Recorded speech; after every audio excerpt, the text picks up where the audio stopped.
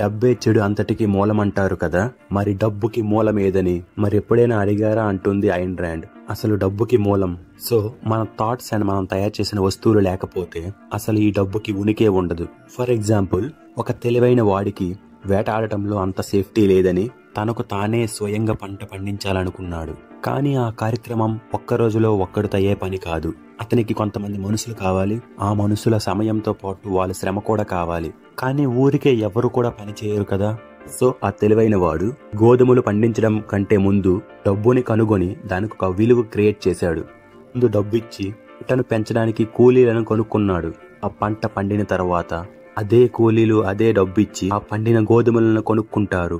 So ఇలా వస్తువుల్ని కొనడం వల్ల డబ్బు ఒకరి చేతి నుంచి మరొకరి చేతికి మారడం వల్ల ఈ డబ్బుకి ఊహించని విధంగా విలువ పెరిగింది. సో ఇప్పుడు చెప్పండి, మీరు డబ్బు చెడ్డదా? ఒకవేళ డబ్బు చెడ్డదైతే నువ్వు తినే ఈ చపాతీ కూడా చెడ్డదే. ఎందుకంటే డబ్బు నుంచే గోధుమల నుంచే చపాతీ పుట్టింది కనుక. అలాగే ఇంకొంతమంది అంటారు డబ్బు వాడిని పాడు చేసిందని. ఐన్ ర్యాండ్ ఇది చాలా నీచమైన మాట అంటుంది. ఎందుకంటే డబ్బు వాడిని పాడు చేయలేదు, వాడే ఆ డబ్బుని నాశనం చేశాడు. ఫర్ ఎగ్జాంపుల్, ముఖేష్ అంబానీని, అనిల్ అంబానీని తీసుకోండి. తండ్రి సంపాదించిన ఆస్తిని ఒక్కొక్కరు ఒక్కొక్క విధంగా వాడారు. ముఖేష్ తండ్రి బాటలో నడిచాడు, పక్కా బిజినెస్ మ్యాన్ లా ఉంటాడు.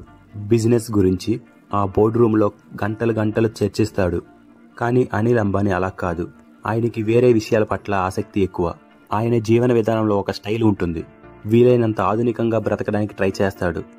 డబ్బు వాల్యూ అస్సలు తెలియదు. పైగా బాలీవుడ్ హీరోయిన్ ని మ్యారేజ్ చేసుకున్నాడు. అంతవరకు బాగానే ఉంది. బాలీవుడ్ వైపు తొంగు చూసినట్టు ఇండియన్ పాలిటిక్స్ వైపు కూడా తొంగు చూశాడు. ఈ విషయం అన్న ముఖేష్కి నచ్చలేదు. దాంతో తమ్ముడు కోసం ఒక గొప్ప కార్పొరేట్ నీతి కూడా చెప్పాడు. నువ్వు కనుక బయట ఉంటే అందరినీ శాసించగలుగుతావు, కాదు కూడదని లోపలికి వెళ్తే అందరికీ జవాబుదారీ అవుతావు. సింపుల్ గా చెప్పాలంటే వ్యవస్థను నడిపించే కింగ్ మేకర్స్ గా ఉండాలి తప్ప తమకు తామే కింగ్స్ లా ఉండాలనుకోకూడదు. కానీ అనిల్ అంబానీ అన్న మాటని గంగలో తొక్కాడు. చివరికి తన 2 చేతులు కాల్చుకున్నాడు. సో ఇప్పుడు చెప్పండి, డబ్బుని అనిల్ అంబానీని నాశనం చేశాడా? తన తండ్రి ఇచ్చిన డబ్బుని సర్వనాశనం చేశాడు. బాలీవుడ్ పాలిటిక్స్ అంటూ డబ్బుకి వాల్యూ తీసేశాడు. గుర్తుపట్టుకో, ఐన్ ర్యాండ్ పదే చెప్పే మాట ఏంటంటే, తనతో సరితూగలేని మనసుకు మేధస్సుకు డబ్బు ఎన్నటికీ సేవ చేయలేదు. సో డబ్బు మనిషిని నాశనం చేయదు, ఇంకా చెప్పాలంటే మెరుగుపరుస్తుంది.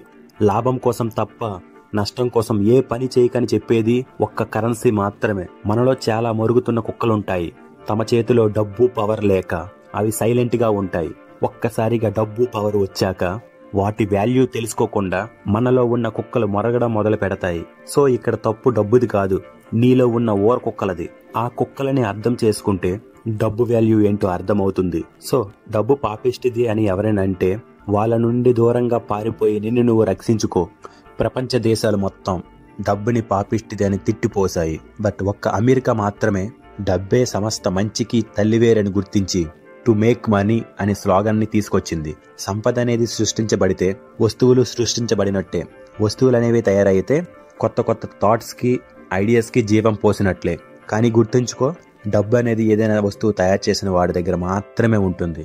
పిరికి వారి దగ్గర, పిసనారి వారి దగ్గర చస్తే ఉండదు. డబ్బు ఈ రోజుల్లో డబ్బు అనేది ఒక వేలం వెర్రి లాంటిది. ఈ డబ్బు అనేది మనిషి జీవితాన్ని చైతన్యవంతం చేయడానికి బదులుగా నిలువున నాశనం చేస్తూ విడతల వారీగా బలి తీసుకుంటుంది. And you know one thing, డబ్బు కామం రెండు ఒక్కటే. ఎందుకు లేదా అని ఆలోచిస్తాం, మేబీ ఉంటే ఇంకా కావాలని ఆలోచిస్తాం. ఈ రెండింటి ఆలోచనల మధ్య మనిషి జీవితం ఒక ముగింపుకు వచ్చేస్తుంది. తీరా ఆ ముగింపు రోజుల్లో కామం పైన పట్టు కోల్పోయేటట్టు డబ్బుపై ఉన్న పటిత్వం చస్తుంది. సో ఇక్కడ నేను డబ్బుపై ఉన్న ఆశను వేయడమని నిరాశవాదాన్ని బోధించడం లేదు. ఈ రోజుల్లో కానీ ఏ రోజుల్లో అయినా కానీ డబ్బు వద్దనుకోవడం ఒక రకమైన ఆత్మవంచన, మరో రకం సూసైడ్ లాంటిది. ఎందుకంటే మానవ సంబంధాలన్నీ ఆర్థిక సంబంధాలే అని కార్ల్ మార్క్స్ ఎప్పుడో తేల్చి చెప్పేశాడు. పైగా ఈ డబ్బు ప్రతి జాతికి అర్థమయ్యే భాషలో మాట్లాడుతుంది. ఈ డబ్బుకంటూ ఒక స్థిరమైన భాష ఉండదు. ఉన్నదంతా ఒకే ఒక భాష. అది అవసరం కావచ్చు, అది అత్యాశ కావచ్చు. ఆ అవసరం, ఆ అత్యాశ చావనంత వరకు డబ్బుకు చావే లేదు. ఇకపోతే డబ్బు నీకు అవసరమా లేదా డబ్బు పైన అత్యాశనా? మేబీ నీకు డబ్బు అవసరమైతే డబ్బు సంపాదించడం ఎంత కష్టమో అంతే సులభం డబ్బు పైన నాకొచ్చిన ఒక క్లియర్ కట్ అవగాహన. సో జేబులో డబ్బు లేనప్పుడు చూసేవన్నీ నీకు డబ్బుల్లాగా కనబడతాయి. ప్రతిదీ నీకు అందనంత దూరంలో ఉంటుంది. నీ జీవితం నిరాశ, నిస్పృహ, అడ్జస్ట్మెంట్లతో కొంచెం కొంచెంగా కరిగిపోతుంది. ఆ కరిగిపోయే జీవితంలో నిన్ను తట్టి లేపే ఒక కసి రావచ్చు, లేదా నిన్ను రాక్షసుని చేసే మరొక ఆలోచన రావచ్చు. ఆ కసి, ఆ ఆలోచన చూడటానికి మాత్రం ఆ రెండు ఒకేలా ఉంటాయి, కానీ లోతుగా చూస్తేనే తెలుస్తుంది ఆ రెండింటి మధ్య ఒక సన్నటి రేఖ ఉంటుందని. యునో వన్ థింగ్, కష్టపడి సంపాదించిన డబ్బులు అయినా, దోపిడీ చేసే డబ్బులు అయినా ఆ రెండింటిలో ఎలాంటి తేడా ఉండదు. ఎందుకంటే డబ్బు అనేది ఎప్పటికీ డబ్బే కాబట్టి. ఆ డబ్బుకి కష్టార్జితం ఏదో, దోపిడీ డబ్బు ఏదో ఆ డబ్బుకి తెలియదు కాబట్టి. సో డబ్బుని ఎలా సంపాదించాలి అనేది నీ నైతిక విలువలు బట్టి ఉంటుంది, మరీ ముఖ్యంగా నీకున్న టాలెంట్ బట్టి ఉంటుంది.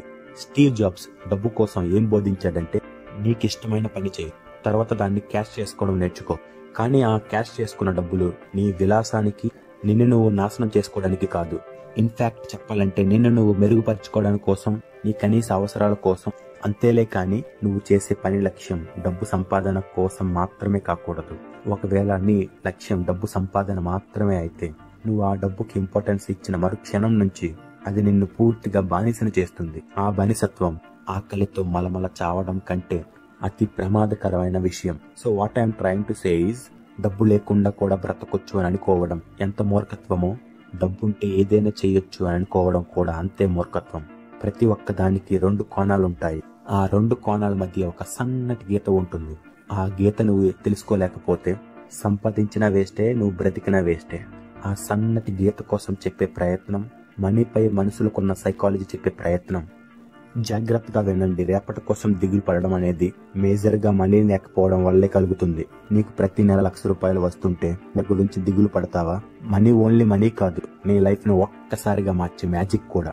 నీలో ఎనర్జీ ఉన్నప్పుడే మనీని సంపాదించుకోండి. రేపో, ఎల్లుండో, నెక్స్ట్ మంత్ కాదు, ఇప్పటి నుంచే, ఈ రోజు నుంచే స్టార్ట్ చేయండి. మీకు మీరే కొన్ని టార్గెట్స్ పెట్టుకోండి. పడండి, లేవండి, ఏం పర్వాలేదు. మీరు ఎంత త్వరగా ఎదురు దెబ్బలు తింటే మీరు అంత ఫాస్ట్ గా మీరు అనుకున్న గోల్ రీచ్ అవుతున్నారని అర్థం. ఇలా గనుక మీరు ప్రాబ్లమ్స్ కి ఎదురీదితే త్వరలోనే మీరు అనుకున్న రోజు రానే వస్తుంది. ఆ రోజు మీరు గొంతు చించుకొని చెప్పవసరం లేదు. ఆ జనాలే గొంతు ఎత్తి మరీ చెబుతారు, వీడు గెలిచాడు అని. సో నా పాయింట్ ఏంటంటే, లైఫ్ ఈజ్ నాట్ బ్యూటిఫుల్ మామా, you have to make it.